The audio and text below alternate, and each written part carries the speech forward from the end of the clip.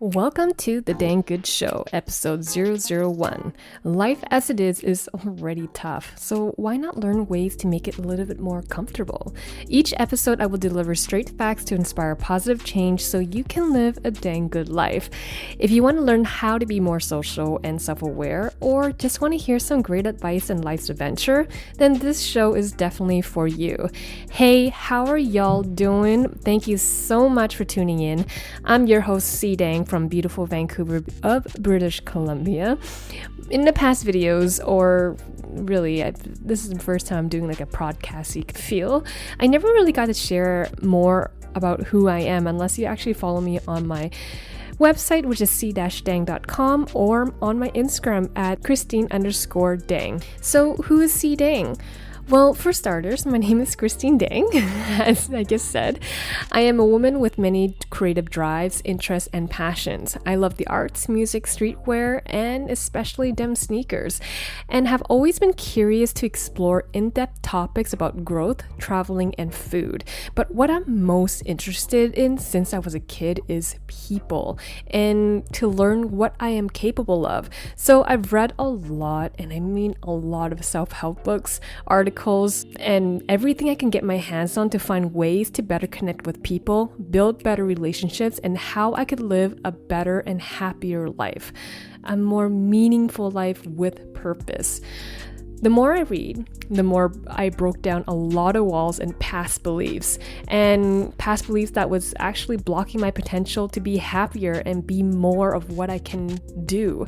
I've learned that building a positive relationship with myself is probably the most important relationship I will ever have, and that goes for you as well. You are the most important person in your life, and it's really being real with yourself and taking care of your mind, body, and spirit, in which we tend to neglect. I'm still curious, and I will forever be curious, and I will forever be learning, because I know for a fact that we need to have a curious mindset, so that way it helps our brain to want to learn and experience more. And that's the beauty of the life that we have. In a world filled with intolerance, anger, and anxiety, I recognized at a young age the value of creating positive connections with others to learn and teach. Learning to make others laugh and smile was a quick way to form a relationship. Alright, so in this episode, we are going to talk about the power of choice. The choice to feel good or bad, to love or hate. A simple shift yet powerful way to live our day-to-day life. If I choose to feel good, I in turn will choose to love and choose to live with a positive attitude. I mean, that's a win-win situation right there. As many of us, COVID has changed our way of life, and like many of us, we are feeling a wee bit more disconnected with the lack of face-to-face connection and fearful for the unknown. So let me tell you, the last few years have been challenging. Lots of ups, lots of downs, but nonetheless, lots of experience to learn from. For me, for example, I've learned a lot about my body and more about my mind, especially in the last few months. I have had a lot of in-depth self-realization and past traumas to settle with, but nonetheless, I am grateful for everything that has happened, good and bad, because it has led me here to where I'm supposed to be with you guys. In the past year, I somehow lost my way with this simple yet powerful thought of choice, and felt like I was in limbo. Life throws lemons at ya, but I somehow blocked those lemons and forgot how to make lemonade. So to put things in perspective, when life throws challenges at me, I will recognize how I feel, but I didn't really move forward. I didn't choose to feel good. I definitely chose to feel bad a little bit with a bit of shaming, but overall, I just felt very bleh. After a while, that state of feeling becomes empty. Now, I have this goal to read a book a month. In the past few months, I gotta say, these two books I'm going to talk about with you in a bit not only shook me, but woke me up to the core. So the first book is Mindset by Dwek, Ph.D. And that talks about the differences between fixed mindset and a growth mindset. Hear me out, okay? Now, a fixed mindset is when you think you cannot do more because of how God made you. When you look at other people who are more successful than you would think, oh my God, they were totally born with these gifts. Like, why do I want to waste my time doing things I know that I I don't have the talent for. This is a dangerous mindset that I've learned. And this is something that I grew up with because it makes you very concerned what other people think of you, of how you be judged, criticized, which honestly brings higher level of depression, stress, anxiety, and the list goes on. While with a growth mindset, it makes you more concerned with improving. Understand that to be great or better will involve a lot of effort. This mindset builds confidence in the midst of challenges. A growth mindset is based on the belief that your basic qualities are the things you can grow and build through effort. So the saying, practice makes perfect, is very important because everyone can change as long as we apply what we know and experience more. Understanding the differences between the two mindset will open a lot of opportunity for growth, and understanding that we can all shift from a fixed mindset to a growth one, I'm going to tell you, it's going to take a lot of time, patience, and effort. Now, the second book is called Daring Greatly: How the Courage to be Vulnerable Transforms the Way We Live, Love, Parent, and Lead. Wow, I'm more than halfway through the book and already got me feeling some sort of way. A lot of people think vulnerability is a weakness, but it could actually be your greatest strength. I love the part where she mentioned that all artists, whether you are a dancer, painter, singer, filmmaker, or a project researcher, when you are putting your work out there, that's vulnerability. By sharing with the world, you are daring greatly. This is the same for pro athletes who give it their all in games to win championships. But if he fails, at least he fails while daring greatly. Okay, let me read you a couple passages from this book. Vulnerability is not knowing victory or defeat. It's understanding the necessity of both. It's engaging. It's being all in. Vulnerability is not a weakness, and the uncertainty, risk, and emotional exposure we face every day are not optional.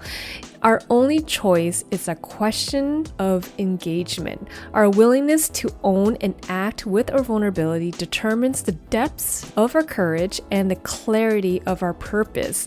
The level to which we protect ourselves from being vulnerable is a measure of our fear and disconnection.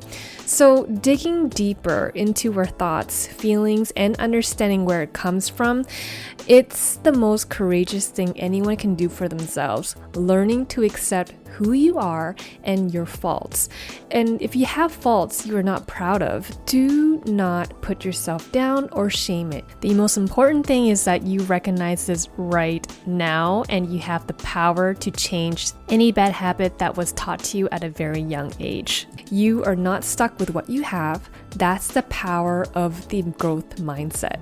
Growing up in an Asian household, no one opened up or spoke about feelings without being judged, criticized, or bashed for it. But with the newfound knowledge that I have acquired from these books, I can learn to understand the history behind certain actions, accept it for what it is, and learn ways to deal with it and move on. Funny enough, the biggest lesson from these books is that I got to understand the term gaslighting. Here's the first thing that popped up when I googled gaslighting. Gaslighting is a form of psychological manipulation in which a person or a group secretly plants the seed of doubt in a targeted individual or group, making them question their own memory, perception, or judgment, often invoking conflict within the mind and other changes including low self-esteem. Okay, so we have all experiences in one form or another, and if you haven't, you are so lucky. I am learning how to recognize it when it's happening and not let it stick, whether it's someone doing it to me or if I'm unconsciously doing it to someone else. It's straight up toxic and from experience, very traumatic, which takes a lot of time to heal. These two books were recommended from an online course I took called The Science of Well-Being, taught by Yale University professor Laurie Santos. So already I'm reading two of the many books recommend it, and I can't wait to dive into more. By the way, the online course is free. This class was so popular, it went from a small classroom to an auditorium to now online, so that way anyone and everyone can access it. Did I mention it was free? I will definitely leave some links for you so that way you can check out the books and the course. Definitely worth checking out. Okay, so let's get back to the subject of choices. Now, here's the thing. No matter what you say, you cannot feel happy and sad at the same time. It's just not possible. We can't multitask feelings. Our brain just doesn't work that way. We are capable of feeling one emotion at a time. So we have the choice to choose, to feel good or bad, to love or hate. It's really that simple. But our human minds like to make things interesting and complicated by overthinking situations and, of course, our thoughts. Here's a clip of an interview on impact theory I found on YouTube. The greatest fear in modern times is what other people think. So our job is to love others and not give a shit what they think of us. Because we only get one emotion at a time. That's how our brain works, one emotion. So our job is to really find the right state that we want to be in, the right emotional place, and use that rather than let the brain win. And if that is untrained and unconditioned, it will win. The gentleman who spoke is a psychologist by the name of Dr. Michael Gervais. This guy isn't just another psychologist. Dr. Gervais has helped Super Bowl winners, Olympic gold medalists, Fortune 500 companies, and anyone who wants to dominate their field by molding their mindset into that of a high performer.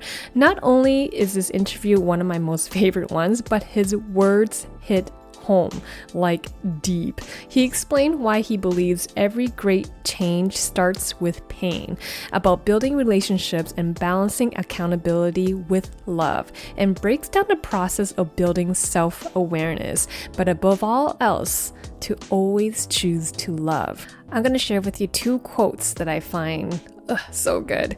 All right, so the first one is, it's vulnerability that is how we train emotional capacity. The more we become vulnerable and demonstrate the courage to do so, we expand our capacity to feel. And the second quote is, in the present moment is where all things high performance takes place. That's where love happens. It's where relationships and the fabric of relationships are strengthened and revealed. It's where our glimpses of wisdom and potential happens. My heart. I love the message and the fact that Dr. Gervais teaches and trains pro athletes to be more vulnerable, self-aware, and aware of their teammates. Definitely check out the video after this episode. I will definitely leave a link below. Alright, so how are y'all doing so far? Should I continue? I will take that silence as a yes. I'm gonna jump into the 3 C's in life. Choice, chance, and change. You must make a choice to take the chance if you want anything in life to change. Let me repeat that. You must make the choice to take the chance if you want anything in life to change. This was jotted down in a notebook, and for the life of me, I do not remember which book I got this from. But the 3 C's came to me in the most perfect timing in fall of 2011. It was during a time I was lost, confused, and wasn't happy with my life. To others, I had a good thing going. I worked for the famous Chanel boutique, and for those who don't know what Chanel is a French fashion house that focuses on women's high fashion and ready-to-wear clothing, luxury goods, and accessories. So anyways, I worked for the Chanel boutique, and I was making a really good living and living my life in downtown. But at the same time, I had no purpose and I was so lost.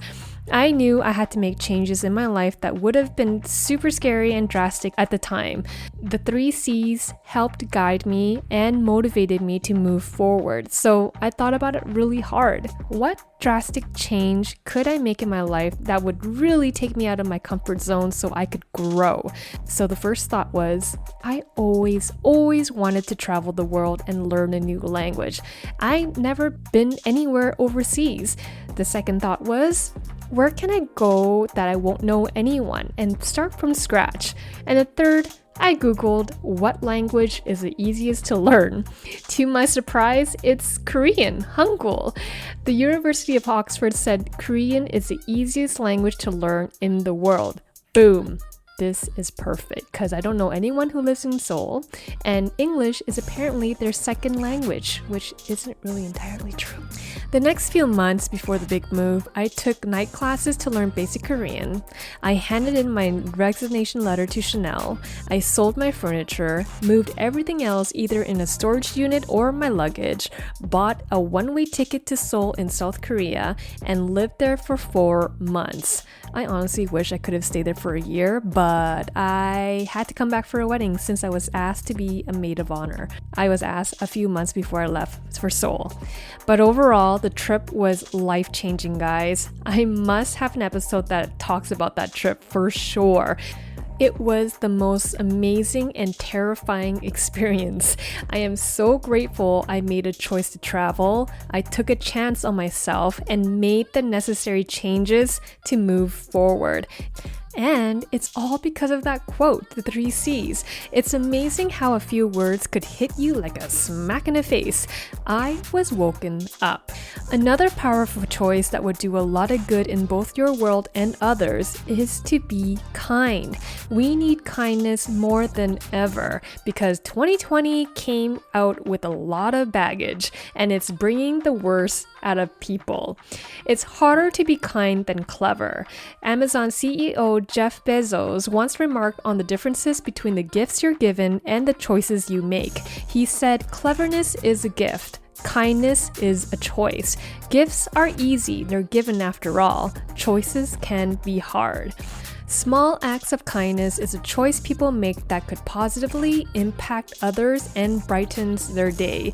And to top it off, it's important to be kind because it makes you feel good about yourself. I've made a video on being polite could get you far. You can check it out after this episode. I will leave a link for you below. So you feeling what I'm trying to say? How the power of choice could be a positive, powerful force? We could choose to feel good, and by choosing to feel good, we will learn to love more. And by learning to love more, being kind will come easily and effortlessly. Now, here's another kicker.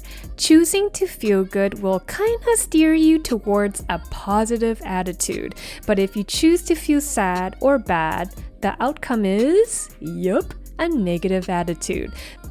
Alright, so let's take a look at the differences between positive and negative attitude. A person with a positive attitude pays attention to the good and success of others. They are confident, optimistic, and reliable. They pay attention to the good rather than the bad in people, situations, events, and etc.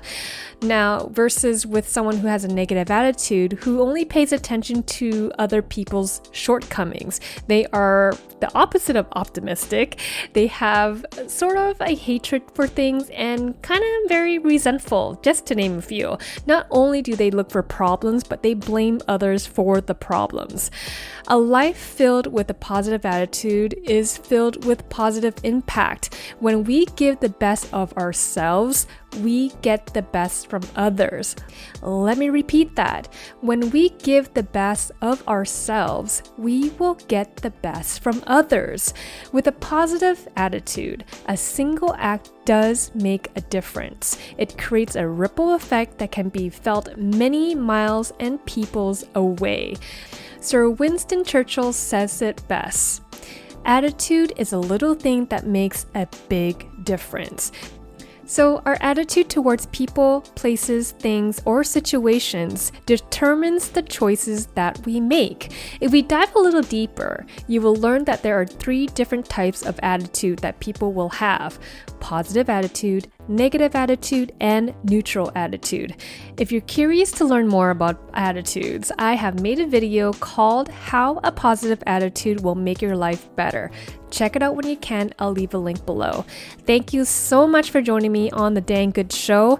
Make sure you check out my website, c-dang.com, or follow me on Instagram at Christine_Dang.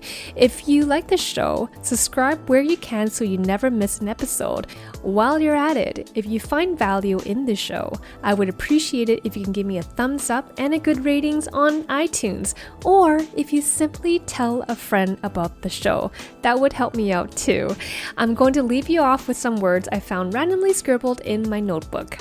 Don't ever attach yourself to a person, a place, a company, an organization, or a project. Attach yourself to a mission, a calling, a purpose only. That's how you keep your power and your peace. And that, ladies and gentlemen, is the end of the Dang Good Show, episode 001. Thanks again for tuning in. I'm C Dang, signing out. I'll catch you next time.